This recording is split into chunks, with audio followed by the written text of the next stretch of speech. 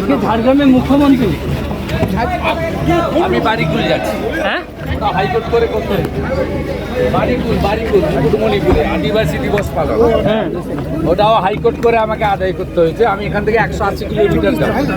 মুখ্যমন্ত্রী আর তার ভাইপোর হেলিকপ্টার আছে, আমার তো হেলিকপ্টার নেই, অনেক দূর যেতে হবে, 3.5 ঘন্টা। তমলুকে 9ই আগস্ট স্মরণে বিজেপি উপলক্ষ 82তম ভারত ছাড়ো আন্দোলন স্মরণ।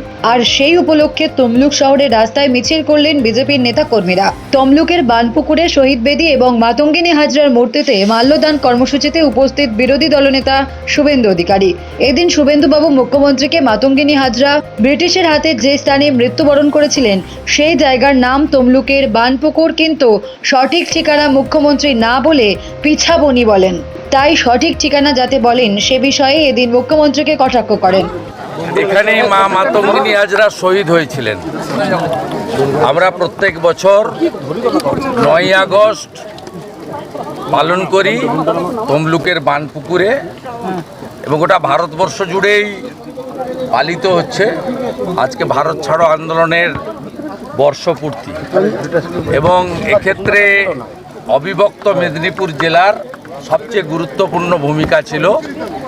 আজকের এই আন্দোলন শুরু হয়েছিল সর্বাধিনায়ক সতীশবাবু, সুশীলবাবু, অজয়বাবু, রজনীবাবু, মা মাতঙ্গিনী হাজরা এদের উদ্যোগে, এবং এর ফলশ্রুতিতেই 17ই ডিসেম্বর 1942 তাম্রলিপ্ত জাতীয় সরকার প্রতিষ্ঠা হয়েছিল, যে সরকার 22 মাস 17 দিন ধরে সমান্তরাল সরকার হিসেবে কাজ করেছে, এবং যে সরকারকে ব্রিটিশ অর্থশক্তি, পেশিশক্তি, রাজশক্তি দিয়ে দমাতে পারেনি, যে সরকার গান্ধীজির আহ্বানে আত্মসমর্পণ করে সরকারকে অবলুপ্তি ঘটিয়েছিল 1944 সালে। তাই ভারতবর্ষের অন্যতম গুরুত্বপূর্ণ তাম্রলিপ্তের ধ্বজাধারী এই ঐতিহ্যমণ্ডিত তাম্রলিপ্ত নগর, এবং মা মাতঙ্গিনী হাজরা যেখানে এক হাতে শঙ্খ, সনাতনের প্রতীক শঙ্খ, আর এক হাতে দেশের জাতীয় পতাকা নিয়ে বন্দে মাতরম বলে এখানে প্রাণ দেহ রেখেছিলেন, সেখানেই আমরা প্রতি বছরের মতো পালন করি। এখানে এইসব কাজেও পুলিশের বাধাদান হয়।